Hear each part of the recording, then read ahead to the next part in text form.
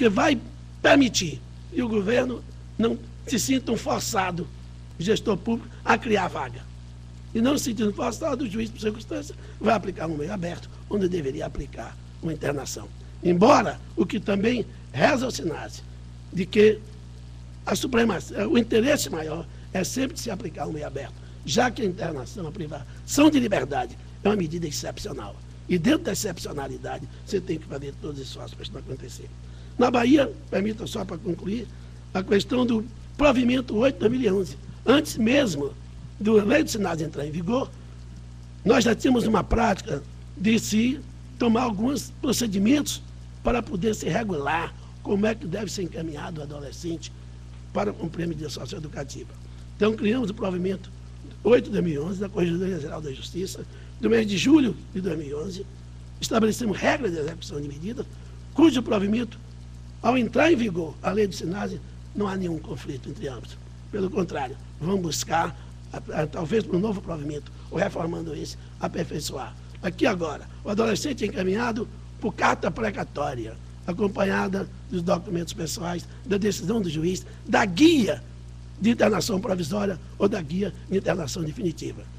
Os documentos, então ele vai chegar até Salvador, é encaminhado para mim, eu faço o reencaminhamento para a unidade e o próprio gestor da unidade vai dizer em qual unidade ele vai cumprir a medida. Esse provimento é de maior importância, precisa ser, e tem sido divulgado, a própria CIG, né, tem divulgado para que todos os juízes possam obedecer. Infelizmente, ainda temos casos e isso não tem ocorrido. Eu vejo que, em conclusão, porque o tema realmente, só dessa execução de medida e outros mais, como eu disse, do Desembargador Salomão, é muito amplo para uma grande palestra. Mas aqui era aquilo que eu queria colocar, uma inovação, um desafio. E um desafio, me permite só ainda dizer, eu vejo, entre tantos, é o próprio judiciário. O judiciário também precisa trabalhar na construção, eu diria, não só o judiciário, mas os estudiosos, me permita dizer, na construção de uma doutrina. Nós temos uma doutrina muito fraca no Brasil, muito frágil, ainda incipiente do ponto de vista de tratar das questões do direito juvenil. Isso não ocorre, por exemplo, no Chile, onde se faz um trabalho muito mais profundo. Falta ainda sedimentarmos posicionamentos no Brasil em questões de direito juvenil. E um desafio que nós temos, aliás, é a regionalização. Precisamos construir unidades, não só de semi-liberdade, mas até mesmo de internação e de medida provisória, no estado como a Bahia, e houve uma verticalização muito grande. 2 unidades de Salvador, vai se inaugurar agora uma em agosto, setembro em Camaçari e 2 em Feira de Santana. Salvador é fim de linha, eu costumo dizer. E Itabuna, o sul, extremo sul, seria a cidade ideal, estou lutando por isso. Há mais de 2 anos, com a Fundac, há 4 anos praticamente com a Fundac, para que se crie uma unidade de internação provisória, internação definitiva em Itabuna, porque hoje eu tenho uma demanda, e Walter pode confirmar isso, ele também em Feira de Santana, temos mais de 100 adolescentes de Itabuna, uma cidade, infelizmente, das mais violentas hoje do Brasil, né? Do sul, extremo sul, Teixeira de Freitas, Porto Seguro e outros, e nos manda grande quantidade de jovens. Então, há a necessidade de se descentralizar. E essa regionalização é o grande desafio, é o grande caminho para o gestor público. Enfim, são muitos temas que a gente pode depois colocar na colocação. Quero agradecer a oportunidade de aqui poder trazer algumas ideias sobre isso. Obrigado.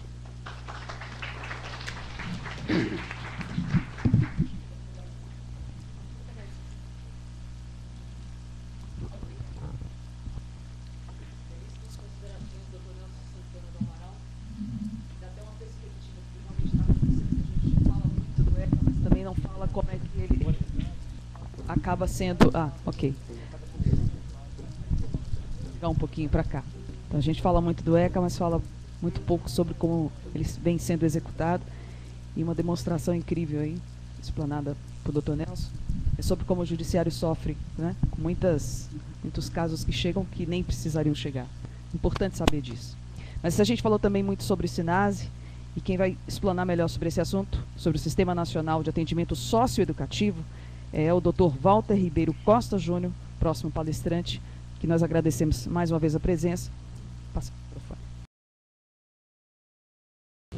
Bom dia a todos. Inicialmente, eu gostaria de saudar de uma forma assim muito carinhosa o desembargador Salomão Rezodá, representante legítimo da causa da criança e do adolescente, em especial agora representando também o Tribunal de Justiça do Estado da Bahia. Aos excelentíssimos juízes de direito aqui presentes, Dr. Nelson Amaral, da 2ª Vara da Infância e Juventude da capital, a doutora Aide Oiás, da Fazenda Pública, saudar também a uma equipe técnica aqui presente, a um grupo de profissionais de imprensa, nos parece também estudantes, a indicação do nosso nome. É a primeira interrogação que nos veio quando recebemos o convite para estarmos aqui nesse espaço falando sobre o Estatuto da Criança e do Adolescente. De pronto, né, quando se trata de criança e adolescente, nós dedicamos a nossa vida, até porque nós estamos na magistratura há 20 anos e destes 15 anos como titular da Vara da Infância e da Juventude. Numa opção própria, todos os demais colegas sabem, nós poderíamos já estarmos até aqui na capital, mas por uma questão própria de amor até ao local onde nascemos, né, porque também fomos crianças em condições adversas, né, onde na verdade se fala e se quer tanto projetos de vida para o futuro, e por vezes quando se nasce nesse país onde foi formado por uma população e por uma nação negra, encontramos dificuldades até para termos a nossa identidade.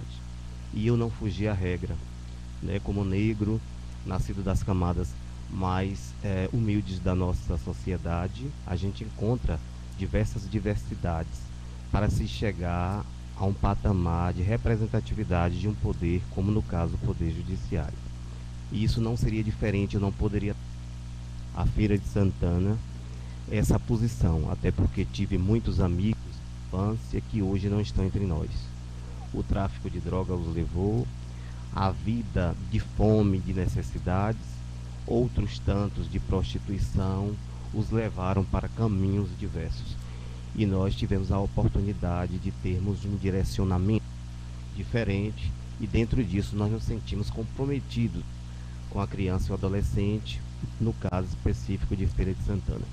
Então, dentro deste patamar, trazer para os senhores, nessa manhã, né, de comunicação a nível mundial e nível, na verdade, por todos os meios eletrônicos, são alguns pontos, como bem colocado aqui anteriormente pelos nossos colegas, fugindo até a questão mesmo da própria legislação, de uma análise gramatical ou sistemática, mas falando com os senhores de uma forma, na verdade, como disse o desembargador Salomão, com o coração, com a vivência.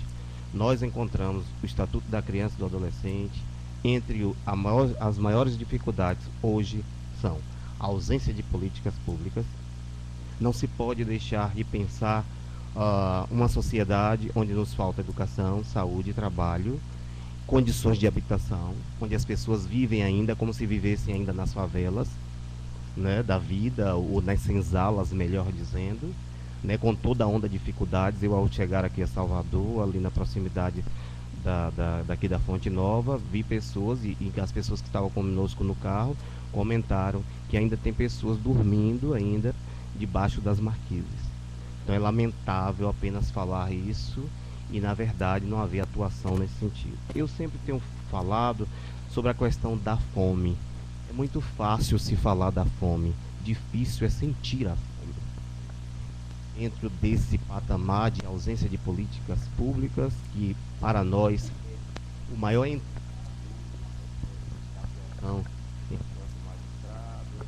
resultado efetivo dito aqui anteriormente para a aplicação da normativa constante nas legislações do Estatuto, SINASE, Lei da Adoção e tantas mais convergentes nesse sentido.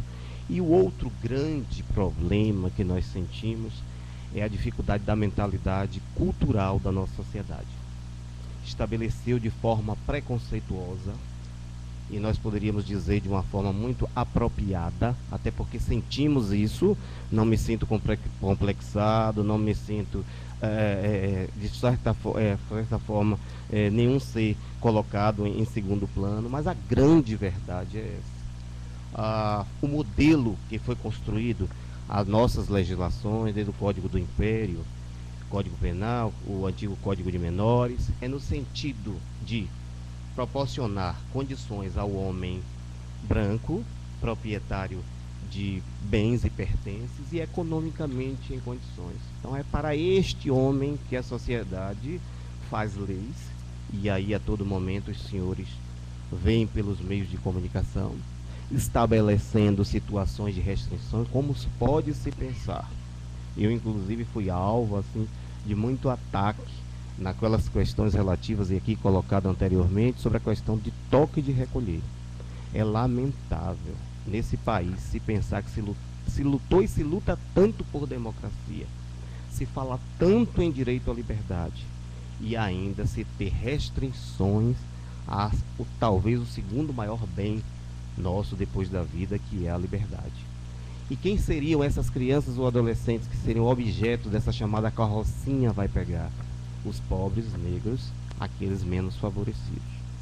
Então, dentro deste patamar de entendimento, eu diria aos senhores que hoje 99% dos jovens que cumprem medida socioeducativa, no caso específico de Feira de Santana, por atender a todo o estado da Bahia juntamente, como aqui colocado pelo Dr. Nelson e Salvador, são, na verdade, vítimas de um sistema, do que algozes de atos considerados e divulgados de forma acentuada e por vezes massacrante ao dizer que aquele jovem é envolvido com a droga.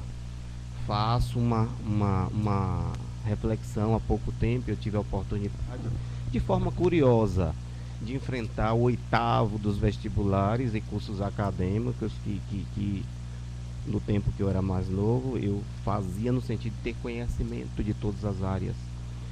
E eu fiz o curso de serviço social vestibular e lá caiu isso: a infância brasileira reclama a cidadania. Esse foi o nosso tema lá para a discussão. E a gente pergunta, em verdade, o que é que tem sido feito na questão do tráfico de drogas? Todo mundo, no caso específico de Feira de Santana, sabe onde os traficantes moram, sabe quem são os traficantes, mas só se apreendem os jovens com 3, 4 pedras de crack, até 10 pedras de crack ou até mais. E aí se pergunta se lhes falta aos seus pais condições de cidadania, o que é que disse no início da nossa fala. Se lhes falta tudo, o traficante se avizinha como aquele que o vai proteger. Então, a gente, na verdade, crucifica, penaliza, responsabiliza 2 vezes. Nasce pobre neste país e, por sua vez, o sistema construído como modelo, mais uma vez, tende a simplesmente justificar como a privação da liberdade hoje a maior medida, ou a maior parte das medidas que são aplicadas. Aí peço até, de certa forma, a respeito ao Tribunal de Justiça do Estado da Bahia. Já tivemos a oportunidade de conversar com o desembargador Salomão via telefone, até porque pouco eu venho a Salvador, e naquela oportunidade, de forma respeitosa, inclusive aos meus mais de 600 colegas que existem no Estado da Bahia. Mas eu chamo esse momento a uma reflexão, até por isso eu me propus aqui estar como um crítico, mas construtivo, não um crítico jamais destrutivo de um sistema, até porque eu acredito no Poder Judiciário. Porque se não acreditasse, não estaria ao longo desses 20 anos dedicando a minha vida a essa função. Nós temos em nosso meio, até a gente sente isso diariamente, nos juízes, uma formação conservadora. O posicionamento é de tudo se desesperar. Eu trago de forma exemplificativa fatos que já tive a oportunidade de outra dizer, e tem outros, mas esse nos chama a atenção.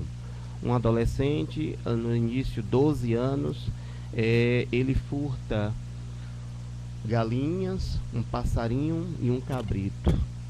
E ao receber um telefonema, né, do magistrado responsável pela essa área de atuação, ele nos disse: estou mandando para você um adolescente nessas condições. Já mandei dopar no CAPES e já mandei pedir à polícia para fazer o recambiamento. Então era um monstro que vinha de lá, né? Naquele momento, eu de certa forma, os colegas sabem, eu sou muito respeitoso nas colocações, nos entendimentos. Aí procurei argumentar. Nem me foi permitido, porque a fala foi nesse sentido, de uma forma até muito descortês, porque eu não conheço essa pessoa fisicamente.